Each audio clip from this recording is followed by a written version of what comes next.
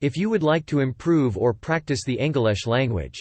So, select Practicing the Effective English Show. The first section is about the reading. In this section, we will read the article together. Let's start.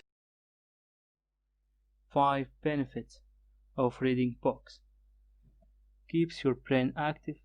Reading is the best way to keep your brain active to new ideas and things. Your brain is like a muscle. It just needs a workout, just like our body.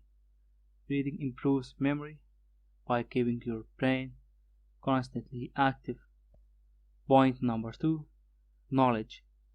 Read self-help books. Everything in life is subject to change. Your job, your possessions, your money, even your health. Knowledge can never be taken from you. Try to be more knowledgeable as much as you can. Your knowledge is your mirror. Point number 3. Vocabulary expansion.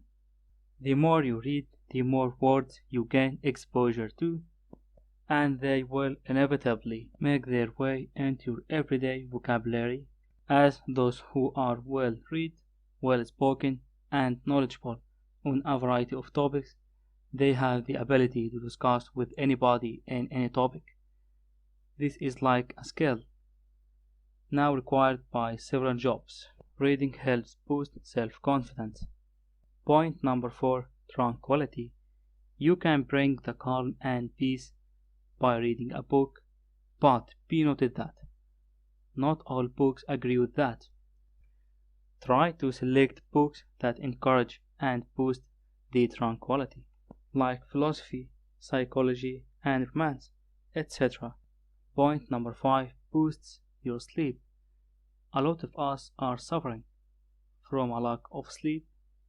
After more research and asking the experts, it turns out that reading is the best way to sleep quickly because it is working on active the brain, which makes it need to sleep.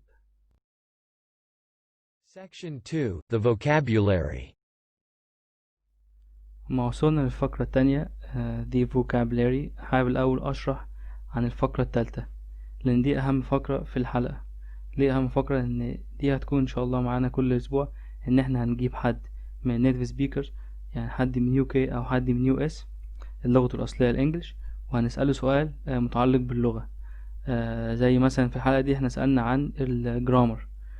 هل إن لازم عشان أعرف أتكلم إنجليش لازم أبقى على علم كامل بالجرامر كله أو لأ؟ ده أول سؤال. والسؤال التاني هو إن الناس النيتيف سبيكر كلهم على علم كامل بالجرامر، يعني عارفين الجرامر كله، ما بيغلطوش في الجرامر. فده هنشوف الحلقة في الفقرة الجاية دي. أول حاجة. تاني حاجة إن الأسئلة هتكون هي أسئلتكم، فأنت في كل حلقة ياريت تكتبوا كومنت بالأسئلة اللي انت عايزين تسألوها للنيتيف سبيكر، واحنا هنشوف أكتر سؤال اتسأل وهناخده نسأله وهنعيده الحلقة اللي بعديها. بس فدي هتكون فقرة معانا أسبوعين، كل حلقة على حسب الناس، كل أسبوع كل قد ايه. تمام، يلا بينا نبتدي مع الفوكابلاري. benefit يعني الفائدة أو الإفادة. هنشوف في الجملة we can all benefit from his experience. we can all benefit from his experience. بمعنى ان ممكن كلنا نستفاد من خبرته، يعني لو حد عنده خبرة في العمل، خبرة في أي حاجة، ممكن نستفاد من خبرته. we can all benefit from his experience. تاني كلمة improve. I would like to improve my accent. أنا عايز أحسن الأكسنت بتاعتي أو اللهجة بتاعتي. I would like to improve my accent. الكلمة التالتة constantly. I am constantly forgetting names. أنا أنسى الأسماء باستمرار. الكلمة الرابعة knowledge بمعنى المعرفة. He has knowledge and experience as well. he has knowledge and experience as well. هو لديه المعرفة والخبرة أيضا. هو لديه المعرفة والخبرة أيضا. الكلمة الخامسة معانا هي exposure. exposure بمعنى التعرض. زي مثلا لما نقول exposure to sunlight. exposure to sunlight بمعنى التعرض لأشعة الشمس. exposure to sunlight.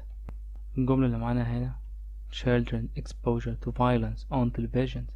children's exposure to violence on television. تعرض الأطفال للعنف على التلفزيون. تعرض الأطفال للعنف على التلفزيون. الكلمة السادسة inevitably. inevitably بمعنى لا محالة أو حتما، حاجة هتحصل أساسي حتما. we will die inevitably. we will die inevitably. سوف نموت حتما أو سوف نموت لا محالة. we will die inevitably. الكلمة السابعة tranquility. tranquility. tranquility بمعنى الهدوء، والسينونيم بتاعتها أو المرادف بتاعها calm، برضو بمعنى الهدوء. tranquility أو calm. despite the bad situation we are still looking for tranquility. despite the bad situation we are still looking for tranquility. بالرغم من الوضع السيء ما زلنا نبحث عن الهدوء. بالرغم من الوضع السيء ما زلنا نبحث عن الهدوء. الكلمة الثامنة encourage. encourage مع تشجيع. let's encourage the players. let's encourage the players. يلا نشجع اللعيبة. يلا نشجع اللعيبة. let's encourage the players. الكلمة التاسعة boost بمعنى تعزيز. we need a big win to boost our confidence. we need a big win to boost our confidence. احنا بحاجة لفوز كبير لتعزيز ثقتنا بنفسنا. احنا بحاجة لفوز كبير لتعزيز ثقتنا بنفسنا. الكلمة العشرة والأخيرة suffer بمعنى يعاني. he is suffering from a bad cold. he is suffering from a bad cold. هو بيعاني من نزلة برد. هو بيعاني من نزلة برد. he is suffering from a bad cold. وبكده نكون خلصنا الفقرة التانية، وندخل بقى على الفقرة الأهم وهي الفقرة التالتة ask the tutor، اللي احنا فيها نسأل النيتيف سبيكر أو الناس اللي عايشة في أمريكا أو UK. واحنا النهاردة هنسأله سؤالين. هو الشخص ده هيكون من US. السؤال الأول هو إن أنا لازم أكون بيرفكت في الجرامر عشان أقدر أتكلم إنجليش. تاني سؤال، هل كل الناس اللي في UK وفي US بيرفكت في الجرامر؟ الناس الأصليين النيتيف سبيكر هم بيرفكت في الجرامر ولا لأ؟ فلازم نشوف ايه هو رده. لما وصلنا للفقرة التانية دي vocabulary، حابب الأول أشرح عن الفقرة التالتة لأن دي أهم فقرة في الحلقة. ليه أهم فقرة؟ إن دي هتكون إن شاء الله معانا كل أسبوع، إن إحنا هنجيب حد من native speaker، يعني حد من UK أو حد من US اللغة الأصلية الإنجليش، وهنسأله سؤال متعلق باللغة. زي مثلا في الحلقة دي إحنا سألنا عن الجرامر.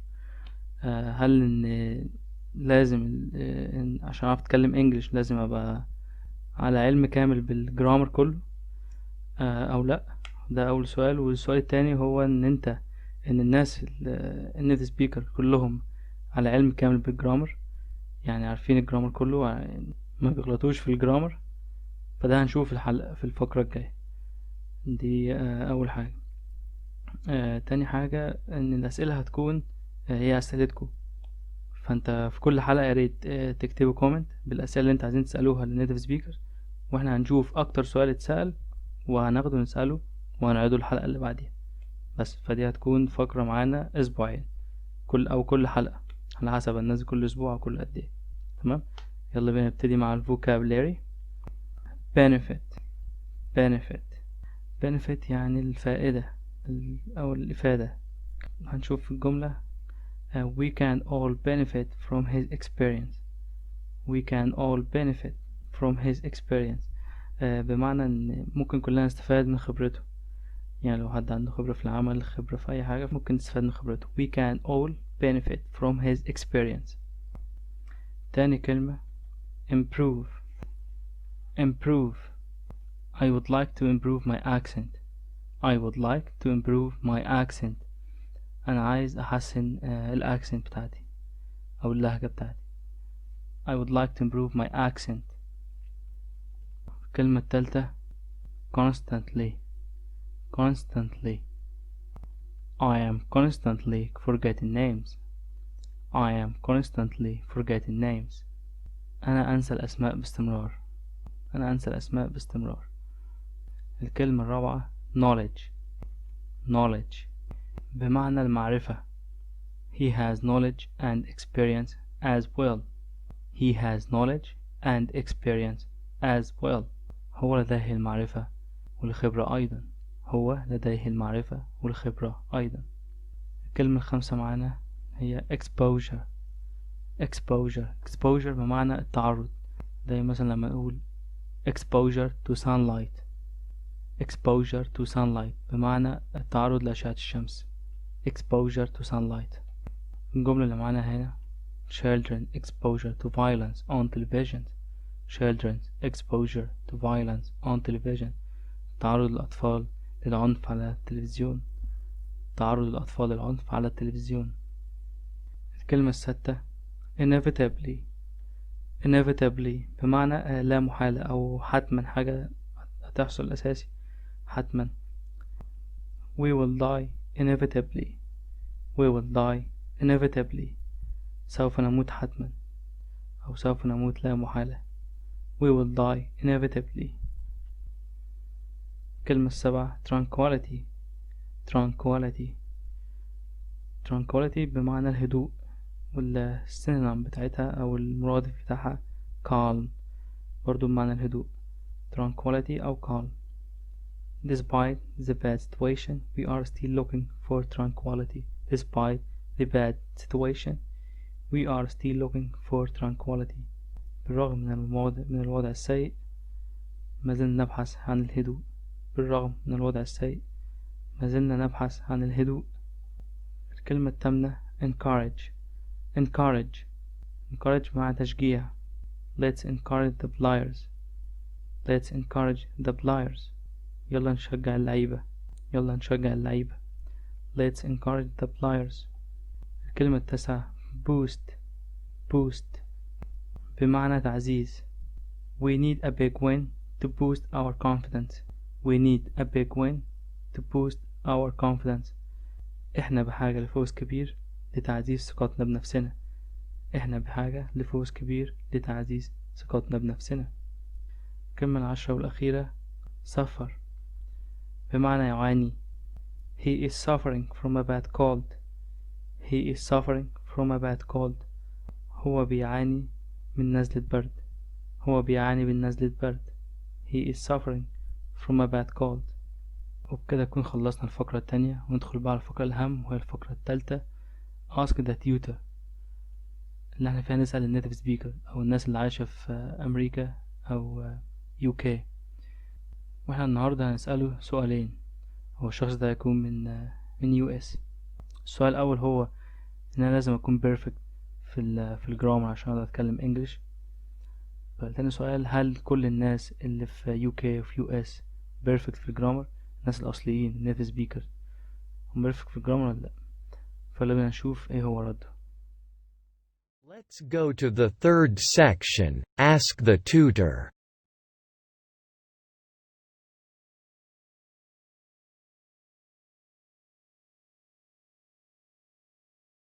Yeah, so I will start. Okay, so first of all, I would like to ask you about the grammar. So, do I have to be perfect in grammar? Okay, so the answer to that question is whenever you're writing, it's always important to be perfect in the grammar, because when you speak with someone, it's different than when you're writing. See, I understand when I talk to you, I can understand you. I can look at you. I can understand what you're saying, even if it's not perfect grammar. Okay, but when you write it, I have to be sure that it's correct. You know, especially verb tenses. verb tenses are very important. Yeah. And word order, the order of words, you know, that's important. So to me, those two things are very important for grammar, especially when you write. And when you speak, as I say, we all make mistakes speaking spontaneously. So I would try to be as perfect as I can, but I wouldn't worry about it if I make a mistake here and there. Yeah. So, but as you know, there is no one is fully knowledgeable of all grammar, so it's not easy. Right. So yes. So okay. So I would like to ask you: are you fully knowledgeable of all grammar? You know, when I went to school, of course, we learned all the grammar we needed to learn. But you know, you don't think about grammar when you're writing, when you're speaking, so much. You know, especially speaking. But you always want to learn as much as you can. And me, I try to learn as much as I can, but I don't know everything. I'm not fully knowledgeable in everything. But if I come across something and related to grammar, I always research it and make sure I don't make that mistake. Yeah. So that means I have to be have to focus on the basic of grammar rules only. Right. You want the basics of grammar. And like I say, verb tense is important. Word order, make sure your words are correct in the right order. And the other thing is pronunciation. Whenever you learn a new vocabulary word, always make sure you can say it correctly. Okay. Thank you.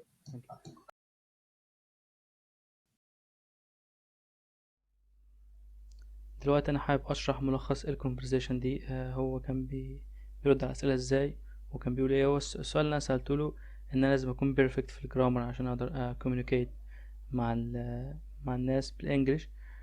فكان رده الاول قال ان انت لو في الكتابه مهم جدا تبقى بيرفكت في الجرامر، او يبقى عندك جرامر كويس عشان تقدر تكتب كويس، لان الكتابه سهل انها تراجع، سهل ان هي يكتشف فيها الغلط.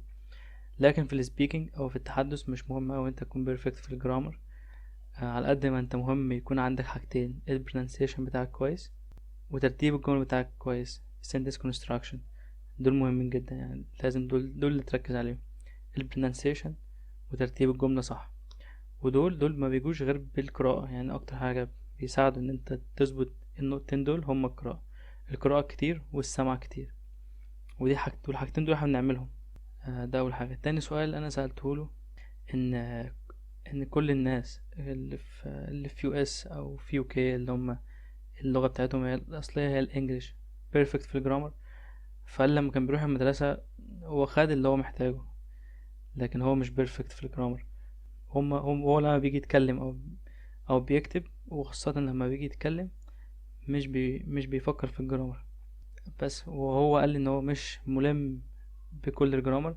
وعايز اقول لكم على حاجه، ان الجرامر ده زيه زي النحو عندنا. هل انت ملم بالنحو كله؟ لا طبعا، محدش ملم بالنحو. فنفس الكلام في الجرامر عندهم. فنصيحتي ليك ان انت تركز، لو عايز تبقى بيرفكت في الانجليش ركز جدا ان انت تسمع كتير وتقرا كتير. والكلمه الجديده عليك اسمع البرونسيشن بتاعتها والنطق بتاعها صحيح، وحاول تردده كتير عشان يبقى نطقك صح. لو انت عندك الحاجتين دول، لو عندك البرونسيشن بتاعك كويس وترتيب الجمل بتاعتك كويسة، ترتيب الجملة اللي بتقولها كده، انت هيبقى سهل معاك انت تكوميونيكيت مع اي حد بسهولة جدا. وبكده احنا خلصنا حلقتنا، وانتظرونا في حلقة جاية ومع سؤال جديد. وياريت تبعتولنا اسئلتكم في كومنت، واحنا هنجمع نشوف اكتر سؤال اتسأل وهنسأله في الحلقة الجاية.